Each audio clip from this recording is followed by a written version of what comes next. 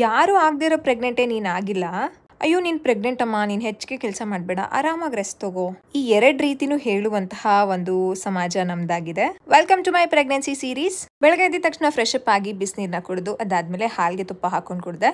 Breakfast ಇವತ್ತು ತುಂಬ rich ಆಗಿತ್ತು. ನನ್ನ ಫೇವ್ರೆಟ್ ಬ್ರೇಕ್ಫಾಸ್ಟ್ ಇಡ್ಲಿ ವಡ. ಉದ್ದಿನ ವಡ ತಿನ್ನೋದ್ರಿಂದ ವೆಯ್ಟ್ ಗೇನ್ ಆಗುತ್ತೆ ಅಂತ ಹೇಳ್ತಾರೆ.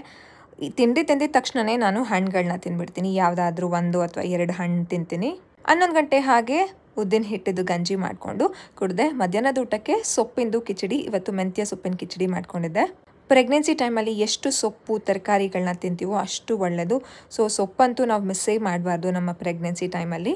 ಪ್ರತಿ ಪ್ರೆಗ್ನೆಂಟ್ ಲೇಡೀಸ್ಗಳು ಅವರ ಒಂದು ಪ್ರೆಗ್ನೆನ್ಸಿ ಜರ್ನಿಯಲ್ಲಿ ಡಿಫ್ರೆಂಟ್ ಎಕ್ಸ್ಪೀರಿಯನ್ಸ್ನ ಫೇಸ್ ಮಾಡಿರ್ತಾರೆ ಅಲ್ವಾ. ಕೆಲವ್ರನ್ನ ಹಾಸಿಗೆಯಿಂದ ಕೆಳಗಡೆ ಇಳದೇ ಇರೋ ಅಷ್ಟು ಮಟ್ಟಿಗೆ ನೋಡ್ಕೊಂಡಿರ್ತಾರೆ. ಇನ್ನು ಕೆಲವರಿಗೆ ಕುತ್ಕೊಳ್ಳೋದಕ್ಕೂ ಸಹ ಟೈಮ್ ಇರೋದಿಲ್ಲ. ಅಷ್ಟೇ ಕೆಲಸ ಎಲ್ಲ ಅವರೇ ಮಾಡ್ಕೊಳ್ಬೇಕಾಗತ್ತೆ. ಏನೂ ಮಾಡೋಕ್ಕಾಗಲ್ಲ ಅನಿಸುತ್ತೆ ಕೆಲವೊಂದ್ಸಲ. ಎಲ್ಲ ಕೆಪಾಸಿಟಿ ಇರುತ್ತೆ ಅಲ್ಲ ಅಮ್ಮಂದಿರಿಗೆ, ಅದಕ್ಕೋಸ್ಕರನೇ ಈ ರೀತಿ ಒಂದು ಸಿಚುಯೇಷನ್ಸ್ನ ಫೇಸ್ ಮಾಡ್ತಿರ್ತಾರೆ. ಈವ್ನಿಂಗ್ ಸ್ನ್ಯಾಕ್ಗೆ ನಾನು ಫಿಶ್ ತಲೆ ತಿಂದೆ. ಫಿಶ್ ತಲೆ ತುಂಬ ಒಳ್ಳೆಯದು ಮಗುವಿನ ಬ್ರೈನ್ ಡೆವಲಪ್ಮೆಂಟ್ಗೆ. ಈಗಂತೂ ಒಂದು ತಿಂದರೆ ಹೆಚ್ಚು, ಒಂದು ತಿಂದರೆ ಕಡಿಮೆ ಅನಿಸುತ್ತೆ. ನೈಟ್ ಊಟಕ್ಕೆ ಸಿಂಪಲ್ ಆಗಿ ಬೇಳೆ ರಸಮ್ ತಿಂದೆ.